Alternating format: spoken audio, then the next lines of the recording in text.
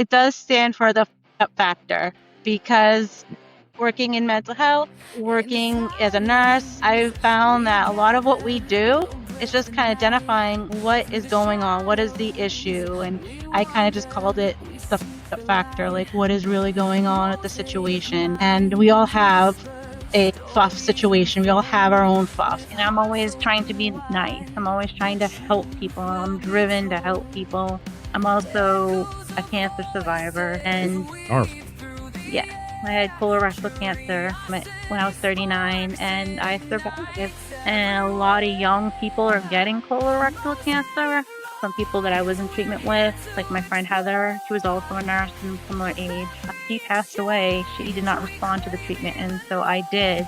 And so that really kind of changed my personality, I would say, or at least put on overdrive, because now I'm like, okay, I'm alive. I survived all this. I don't understand why when somebody's so beautiful and so healthy like Heather did not, and I did. So I'm like, well, I better use my time and give back. So that's another piece that's really driven. Beth Sherman has spent more than 2 decades in nursing, from working inside a federal medical prison to becoming a psychiatric mental health nurse practitioner. She became a mother at 15, survived colorectal cancer at 39, and along the way became one hell of a storyteller, turning the strange, painful, funny, and sometimes unbelievable moments she's witnessed into lessons about how we understand each other. She's the author of 2 books, including her newest, What the FUF, built around a philosophy she calls the FUF factor. This is Beth Sherman. A lot of things, and we can only control how we respond to things. And if we have challenges, then we have a purpose because we need to overcome them. So I don't believe that all things happen for a reason. I think that good can come out of them when we work at them and are allowed to. Because there's just some evil in this world. I cannot say that is for a reason.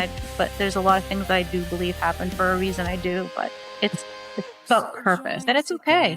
It's okay to have FUF. It's okay that you feel you're a negative person, or that your family is messed up, or that things aren't the way we think they are. And that what I really want to do, and I always like to start off with, is I like to entertain people, because obviously life is funny. So that's how I see it. Maybe not funny when it's happening, but you look back later on, I'm like, that was kind of funny. And so I like to entertain, but I also like to comfort and be like, you know what? This is human. We're human, and that's really what it's about. So welcome, Beth. I appreciate you being on the podcast.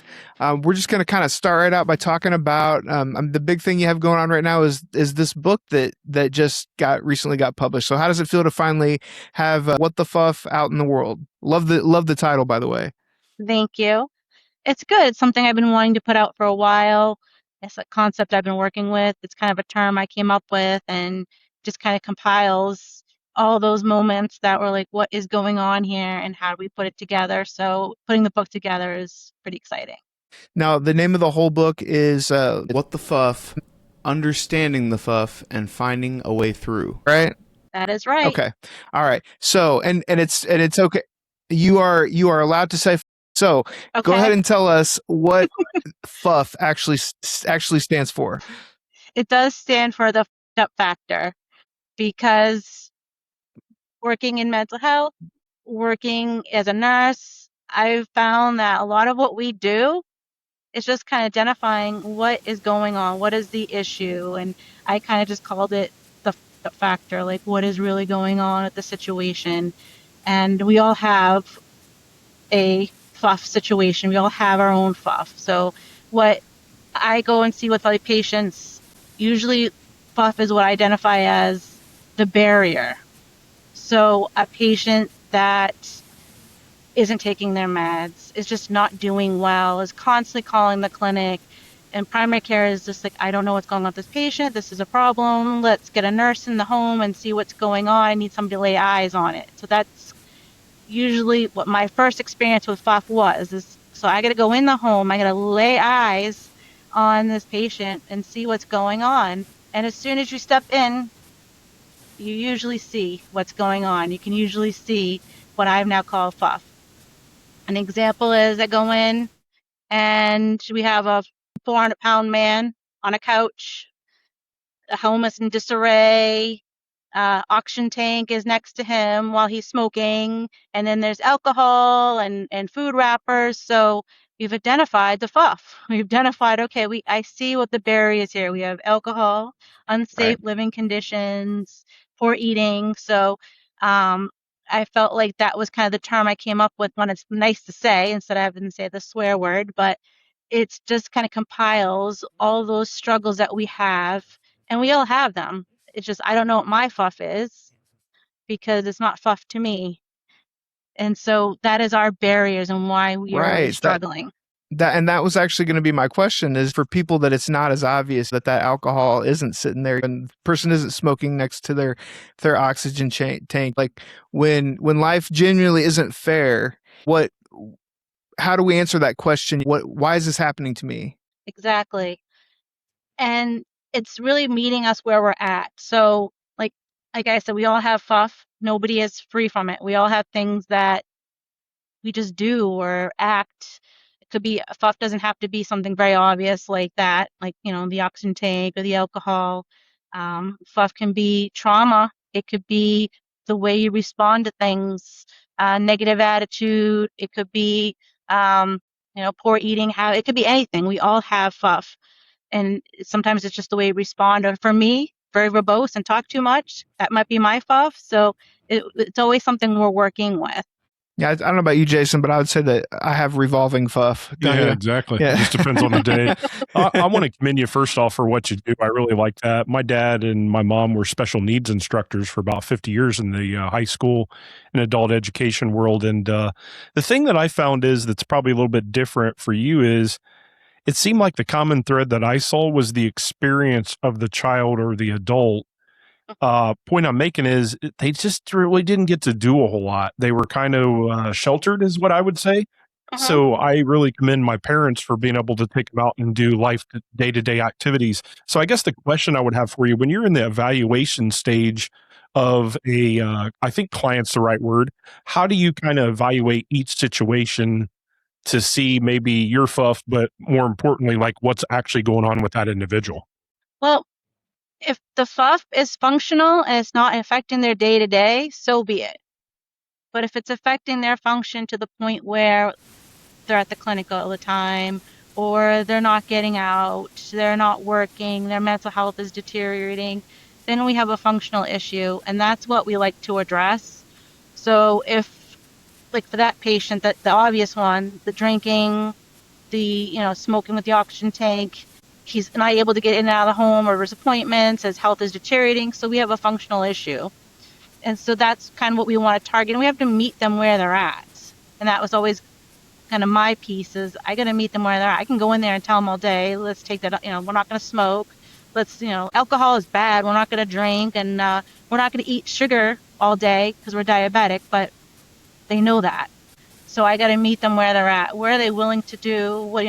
What is their goal?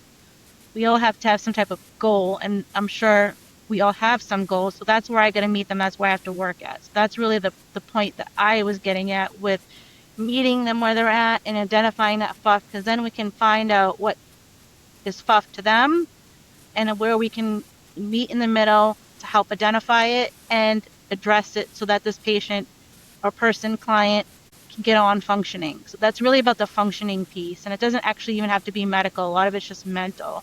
Now, you've spent about 2 decades as a nurse, correct? You've Yes. spent about 2 decades.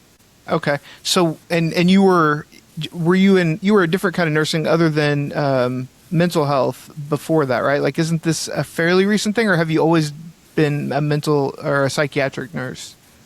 Most people go into the healthcare field not saying they're going to be a mental health nurse. I never identified myself as a mental health nurse, and every job I've ever had is turned into mental health. And in fact, the most mental health job I've had was not a mental health nursing position. It was at home care, because I was really dealing with the mental health piece of what's causing that patient to need so much care. Because we all like to silo things in the medical field, like this is mental health, this is cardiac, this is diabetes, and we don't put everything together as a whole, and it is all a whole. So my first experience as a nurse, I actually worked in a prison for 8 years, and that was definitely a lot of FUF. And Oh, wow. lots of FUF stories there we could go on for. Yeah. And then again, the root of it was mental health. That was mental health. And then I worked at the VA, and I actually did take a mental health position there. And I decided that Yeah. halfway through my career, I want to do home care. And again, that was the most mental health job I had, and the case management. And then I decided, okay, mental health is a thing. Mental health is, I'm actually pretty good at it. So I'm going to do more with it. And I got my psychiatric nurse practitioner. So now I actually am a psychiatric nurse practitioner. So I see and deal with FUF all day long, and it's interesting. So real quick, with that experience, the 2 decades that you have, what do you now understand about people that you wish everybody understood? Something that you feel like you have an insight on over other people that don't deal with the same kind of scenarios that you deal with? I'd say judgment. Everyone is so quick to judge everybody. We see their FUF and it's just like, oh, they're an alcoholic. Oh, they're just crazy. We just judge and we're not kind. Or somebody who's kind of nasty. I automatically think, oh, that person's just a low life, or white trash, or a nasty, or a bitch, or whatever you want to call them. And really, that person is just most likely struggling. And that's a lot of trauma response. People who had a lot of trauma, people who've been abused, that behavior, that nastiness, that's usually because they don't trust people, because they've been hurt by people. They don't want to be hurt by people. They don't want to be judged. They think they're already being judged, so they're just going to be nasty.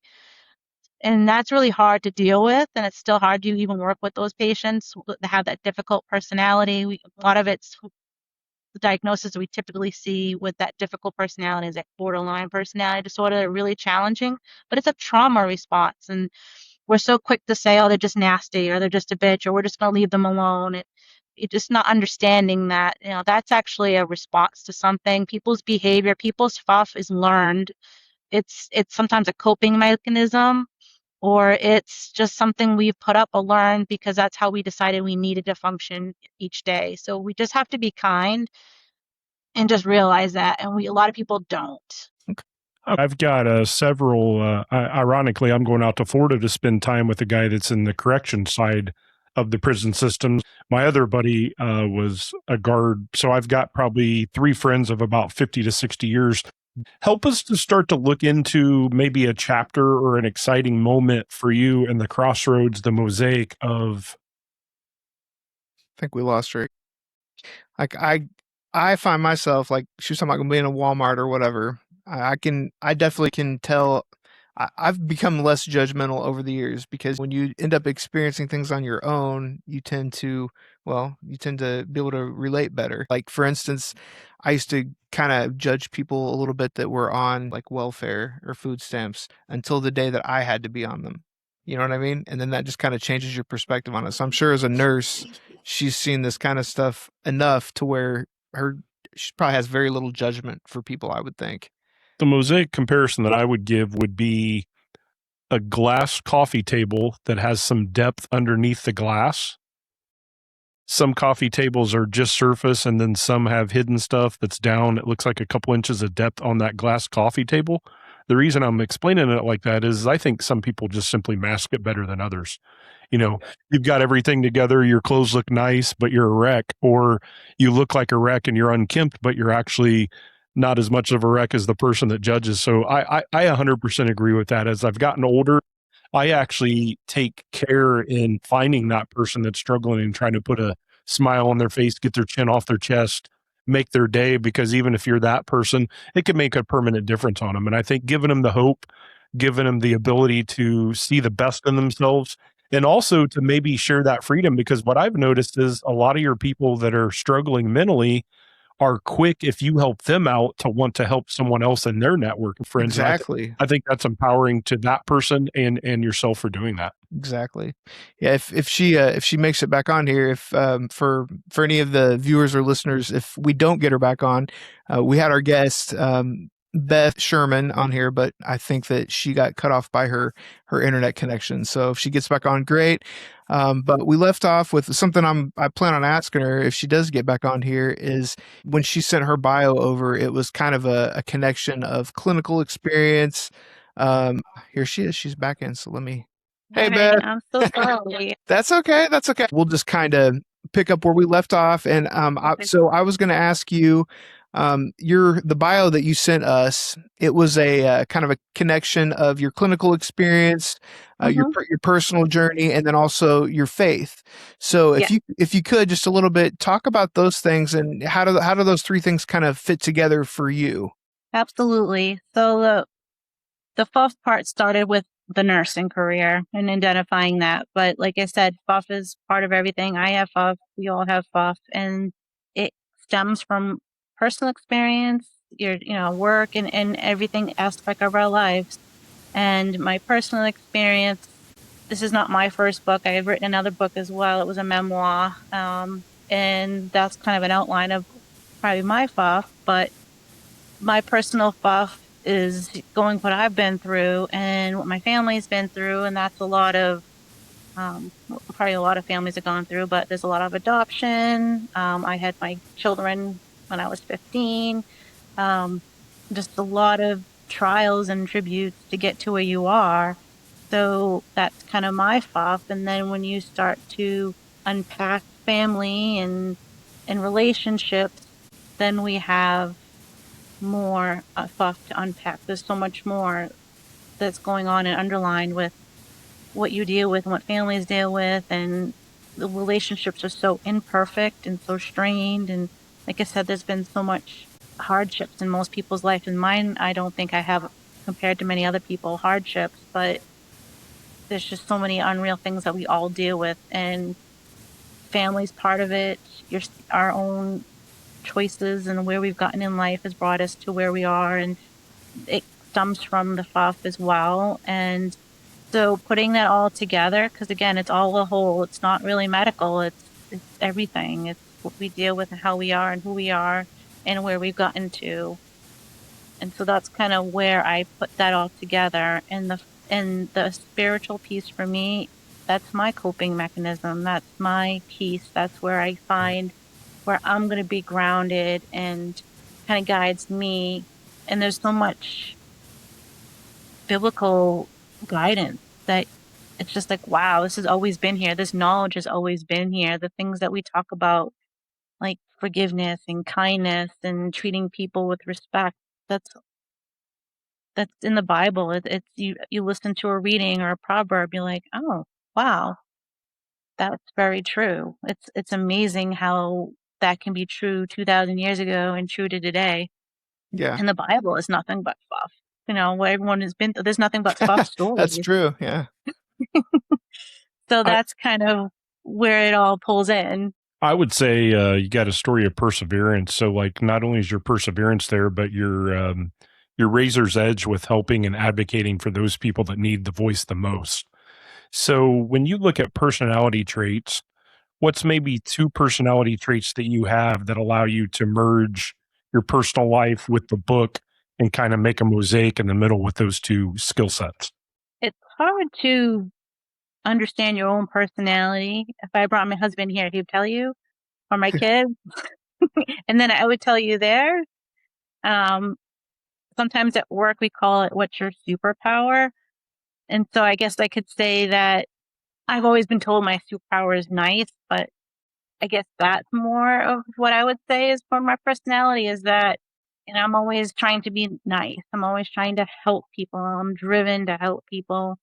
Um, I'm also a cancer survivor, Oh, and wow. Powerful. yes, I had colorectal cancer when I was 39, and I Wow. survived. And a lot of young people are getting colorectal cancer. Some people that I was in treatment with, like my friend Heather, she was also a nurse and similar age. Uh, she passed away. She did not respond to the treatment, and so I did. And so that really kind of changed my personality, I would say, or at least put on overdrive, because now I'm like, okay, I'm alive.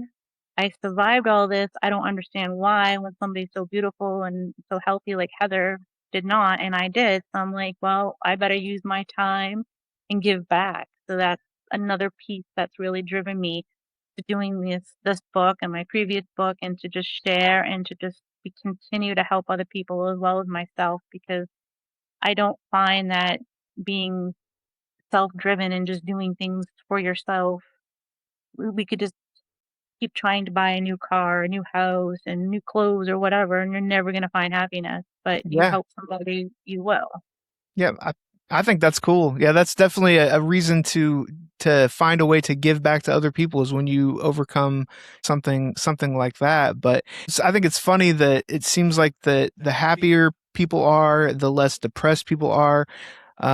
Those are the people that are giving to others, like kind of like you said, like loving your neighbor, giving to your neighbor, Mhm. doing for others. Those always seem to be the happier people, regardless of like socioeconomic status, whatever it is. Like people that are giving to others always seem to be the happier of the groups. And with you talking about your faith, your personal journey, all that, are you somebody then that believes that everything happens for a reason? Like, do you see a purpose behind some of these things that you've gone through? I do, and I used to believe a little more than I do now, just because some things are just so hard. And now that I work in a community mental health center, and I have people across my desk that are just like in the worst places I could ever imagine. Living in their car, being homeless, drug addiction, just horrible, horrible stories. Sometimes I just stare at the other side desk and think, "Wow, is this real?" And I can't imagine that that had a purpose, but I do believe that we have no control over a lot of things, and we can only control how we respond to things. Yeah. And if we have challenges, then we have a purpose because we need to overcome them.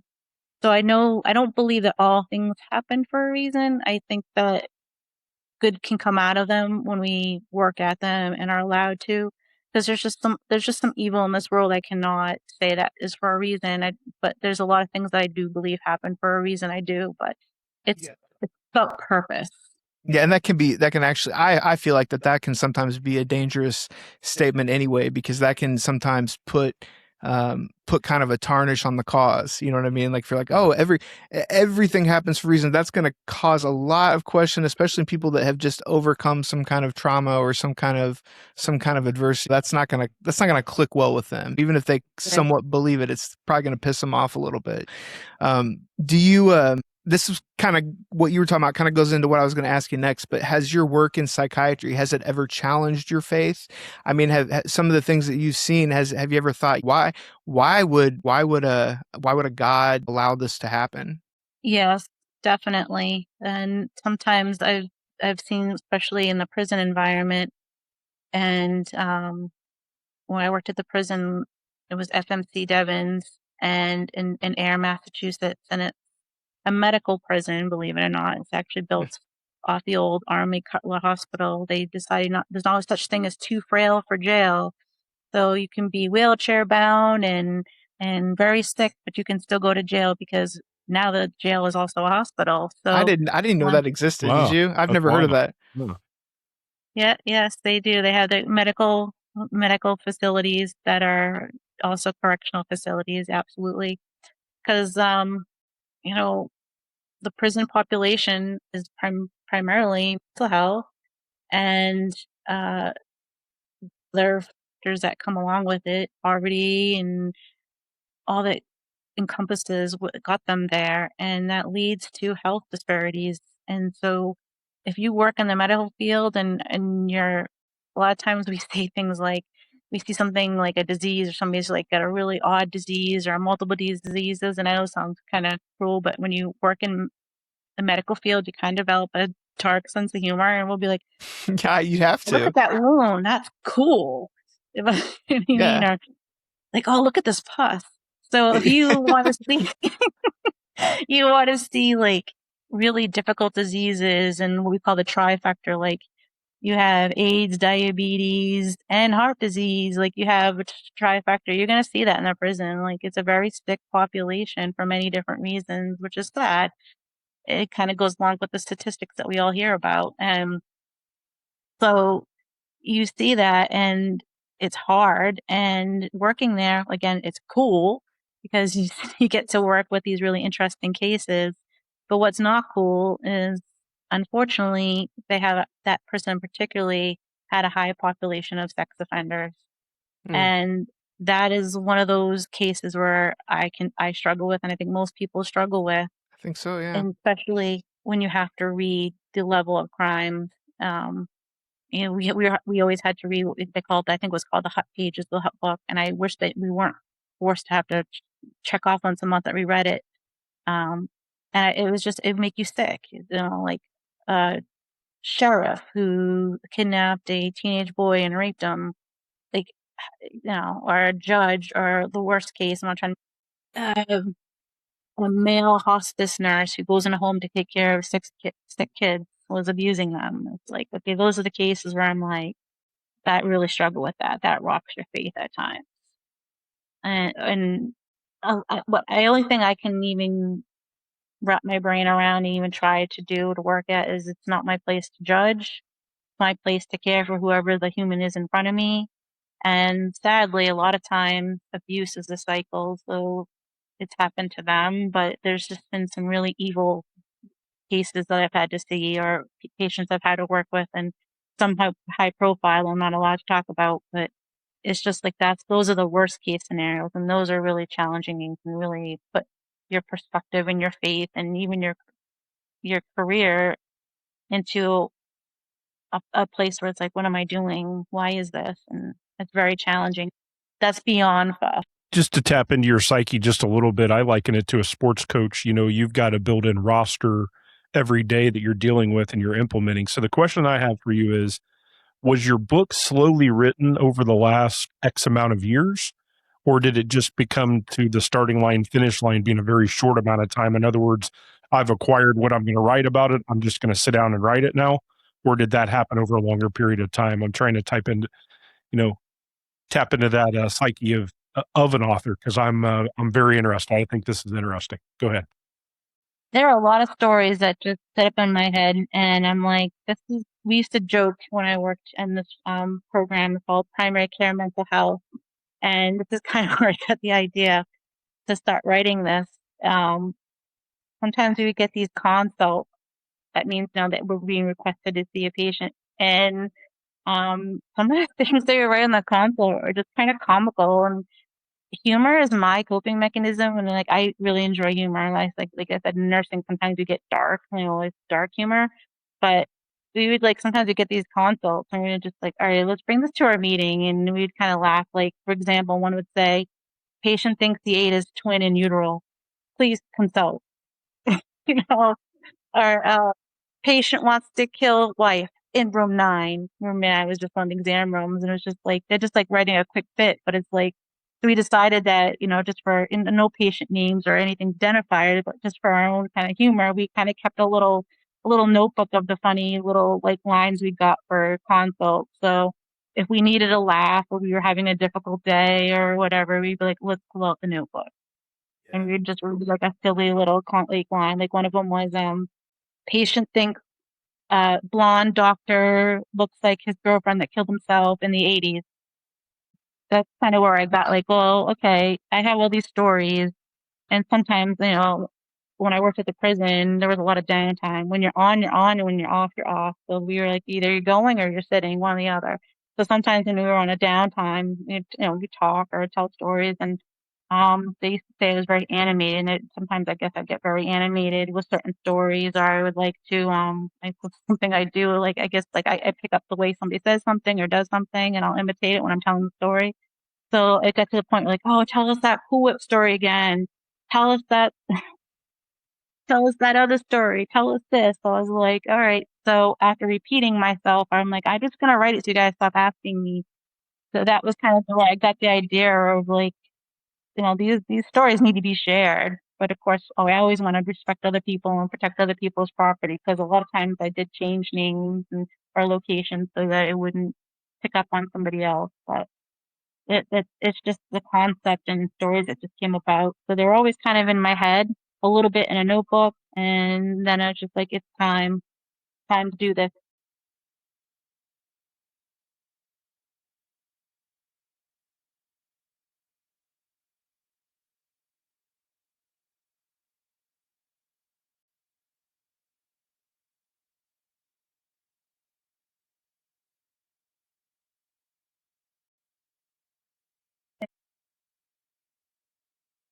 That's a good question. I think we all have to work on that no matter what field we're in, because we all encounter just craziness in our lives. We encounter on a drive home or some dysfunctional coworker. I think everybody deals with that, and work can be challenging for most people, especially like I started my very first job was Dunkin' Donuts, and I couldn't wait to get out of there, but now I'm just like, oh, I wish I could just give somebody a cup of coffee. I wish it Right. was that Yeah. easy, Yeah. just give them a cup of coffee. So, and customer service is extremely hard and the way people talk to other people. So I think even from Dunkin' Donuts to being a nurse practitioner, we all have to decompress and we all have to do something called self-care. And most of us are terrible at it, and I'm probably not any better at it. But the best thing I do is I'm very blessed. I have a very wonderful husband who I don't know why he hasn't walked out, because I'll bug his ear and where I won't be always the easiest, and I'll probably give him a lot of FUF, and he just like he's always open to listen. He's just so kind. If I had a really bad day, he's just so sweet. He'll be give me flowers or something. So I'm like very blessed to have that. So he's very good to kind of decompress with or listen. He's a good listener, but other times Netflix and chill. That's my coping mechanism. Right. Yeah. Okay. So let's talk a little bit about your book. I know it just got released. I think was it the 22nd? Yes. Yep. Okay. Okay. So what kind of in a nutshell, like what is it about? Is it a lot of different like scenarios, or is it coping mechanisms, all the above? Like what are some of what's kind of like the main thesis of the book? It's a bunch of basically short stories. That's kind of my thing. Like I take a story that just stuck with me, that I kind of pulled a lesson from, or just really find like, oh, if I want to talk about kindness, or I really want to talk about what it's like to deal with a difficult personality, or if you're really struggling with your personal things like rumination, like I can't stop thinking about this incident and things like that, then I got it just a story that popped up that I was like, all right, this applies to that. So it starts off just kind of explaining what FUF is, because I get that question a lot. And to me, FUF is just, it's FUF. And I forget that people don't understand what I'm saying when I say that, or what that really means, and then it can confuse people. So the beginning is just kind of explaining what it is, and it dives right into a story, and it's actually part of what the cover is. It's a picture of like a truck with baggage in the back, and it's open, and then there's fluff coming out just because it kind of play on words. But it's basically kind of like we're going through our baggage. But the first story that popped up was um it's a story that I feel like outlines what FUF is. Like, okay, I'm a very visual person, so it was like I literally see the FUF when I think of my term. So the first story that popped up was an elderly couple that came to the clinic that um, showed up in a U-Haul. They were living in a U-Haul because they were severe hoarders. They got kicked out of the home from being condemned, so they decided to move into a U-Haul, and they had this chihuahua, two of them, and that the chihuahua needed medical care. They weren't concerned about getting housing. They weren't concerned about too much about healthcare for themselves. They're more concerned about getting assistance to take care of their chihuahua. And when they showed up at the clinic, primary care did not know what to do with this scenario, and everyone felt kind of sad. And there's a lot more involved with the story, but the image is this very elderly woman, obese, sickly, who's got swollen feet, can't wear her own shoes. She's being pushed in a wheelchair by her husband, who's a veteran, a thin man, kind of a stereotypical beard and everything, a little gruff. And he wheels his wife in, who's got the chihuahua on her lap, and he wants to ask about getting health care and if there's any assistance they could get so that they can take their dog to the vet.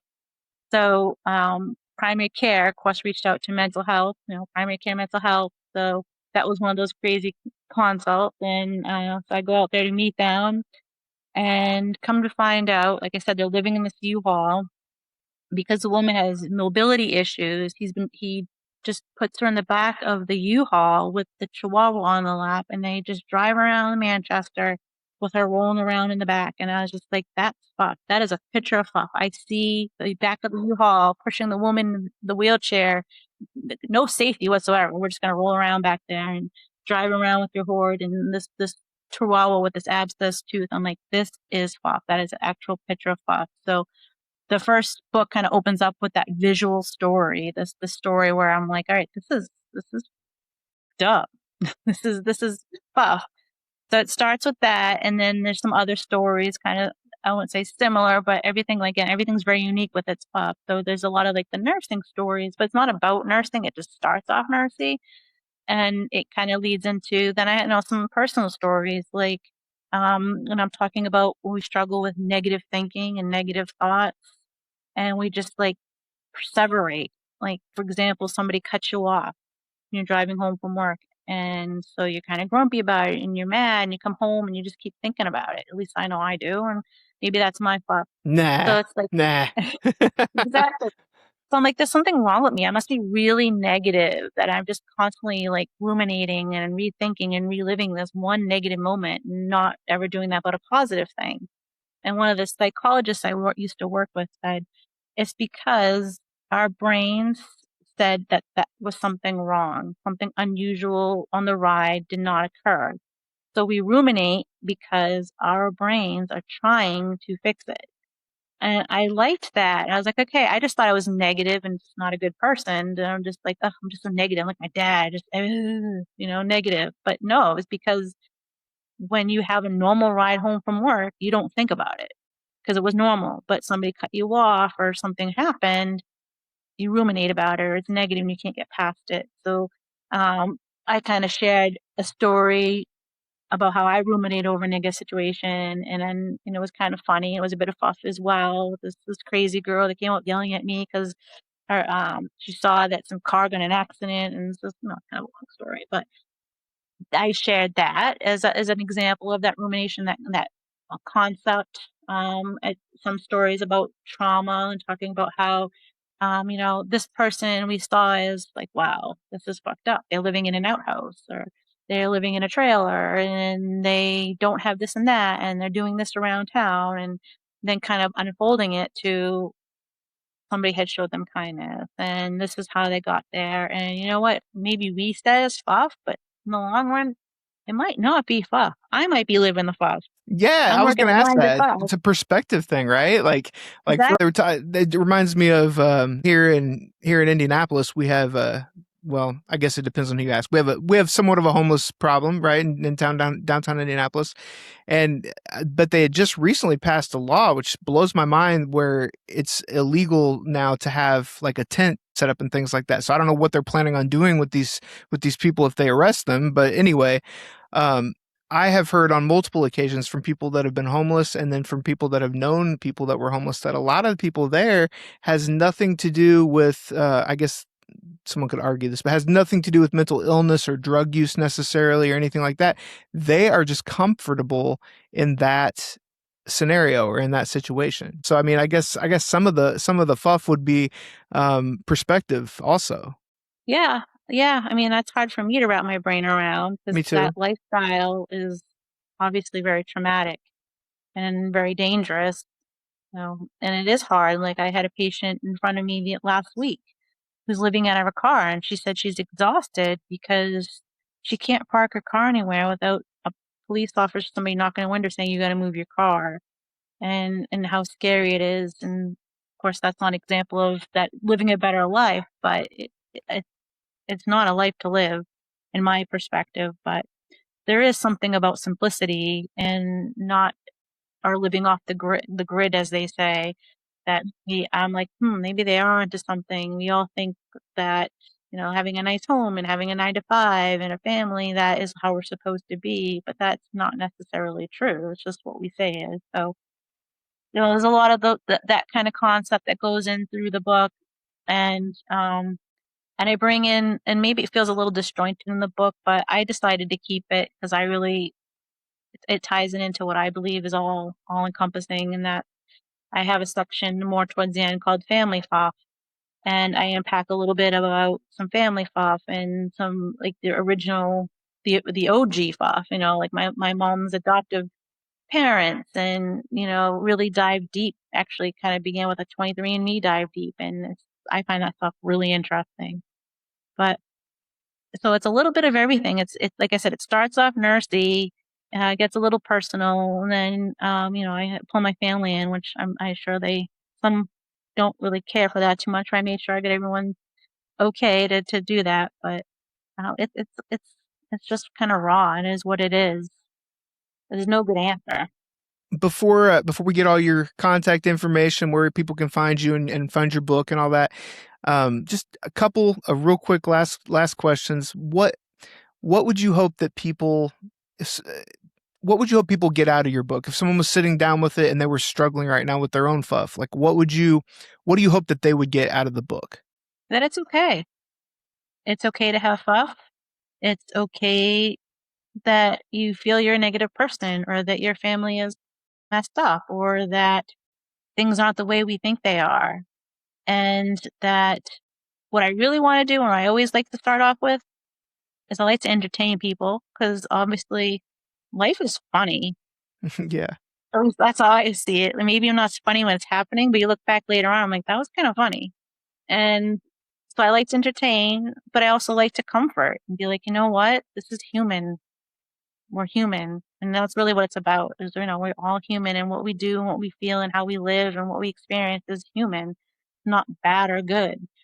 And to give peace, to give hope. There's hope. I can't answer everyone's question. I can't solve everyone's stuff. And as sure as heck, when I order medications throughout the day, I'm not going to fix people 100%, but there's hope in all of that.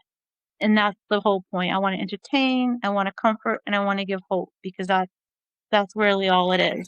And now, and on a different side of it, I asked, what would you tell someone who was struggling?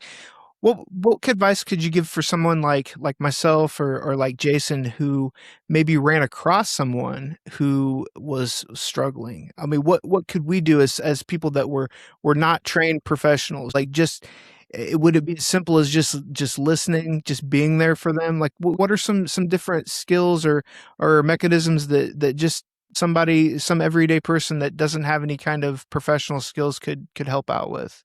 That's a good question. I mean, basically all we can do is let people know that we're there, that we care, that it's okay, and you don't have to talk. We don't have to like each other. We don't have to patch anything up, but I'm here. So to be where somebody's at, there really isn't good training. I keep trying to take trainings, and I'm like, okay, I haven't learned anything yet. It's really just being there. And sometimes we don't have the right words, and there isn't, but just meeting somebody where they're at, being there, and just being kind, and reserving your judgment. And sometimes it also means maybe you need to step away. One of the hardest lessons I've had to learn, and I still have to learn, is because I want to fix everything. Yeah. I want everyone to be perfect. I want everyone to be fixed.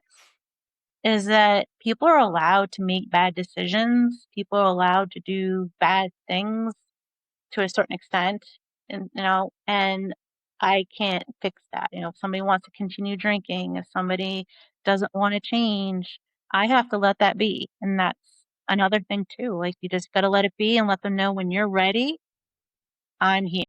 Yeah. Good stuff. Awesome. Well, thank you so much, Beth. Can you tell us where's the best place to find your book? I know it's on Amazon, but are there other places for people to find it?